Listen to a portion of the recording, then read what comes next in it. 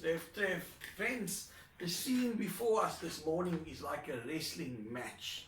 It's a tag team match, but Jesus is alone, and on the other side there's several wrestlers, as if.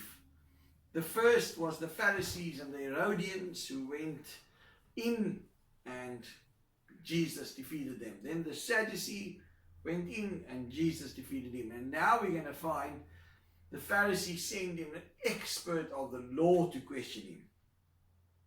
Hearing that Jesus had silenced the Sadducees, the Pharisees got together. One of them, an expert in the law, tested him with this question: Teacher, which is the greatest commandment in the law? So they've come to Jesus with a political question. Who should we pay taxes to? They've come to Jesus with a theological question around the resurrection. And so the man before the Lord here is an expert in the law, meaning a lawyer, an expert in the law. So obviously he's going to ask Jesus a question pertaining to the law. And it seems like a good question, a sincere question, a very important question. Jesus replied, love the Lord your God with all your heart, with all your soul, with all your mind. This is the first and the greatest commandment. Now, the Jewish law had 613 laws, and I think they were hoping that Jesus would say to them, follow me above the law, or that he would in some way condemn himself. Yet Jesus answers quickly and he answers correctly. He sums up the law and he says from Deuteronomy 6 verse 4 and 5, the Shema, hear Israel, the Lord our God, the Lord is one. Love the Lord your God with all your heart, with all your mind, with all your soul, and with all your strength. This is something the Jews would quote every morning when they awoke. First thing would be the Shema. They would go to bed at night. The last thing they would do is quoting this promise, this verse. And so, but Jesus doesn't stop here. This man says, what's the greatest, most important verse? Jesus, as he says this, and he says the second is just as important as either, because if we really love God, it will be seen in our love for those who are made in his image. And so Jesus says, and the second is like it, love your neighbor as yourself. And that's from Leviticus 19 verse 18. Do not seek revenge or bear a grudge against anyone among your people, but love your neighbor as yourself. I am the Lord. All the law and the prophets hang on these two commandments.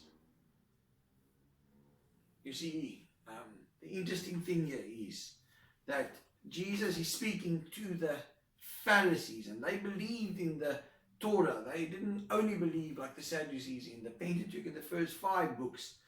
And so Jesus says here that if we truly love God, we will truly love our neighbors as ourselves. And what he's saying is that means we will not murder, we will not commit adultery, we won't steal from our neighbor, we won't break the law of God if we truly love God and we love our neighbor as ourselves. And friends, this is the wonder of heaven's going to be, because in heaven we will be with God. So we will have perfect love for God and perfect love for one another. And so the question this morning that I just trust you will walk away with from this devotion this morning is, it's a question you need to answer, a question I need to answer, and we really need to look at our lives, because it's easy sometimes to just give the answer yes. But do you and I truly love God more than anything else in this world, more than husband, wife, children? Do we love God really more than silver or gold? As I say, friends, it's easy just to say, yes, I love God, because the Lord says, you honor me with your mouth, but your hearts are far from me.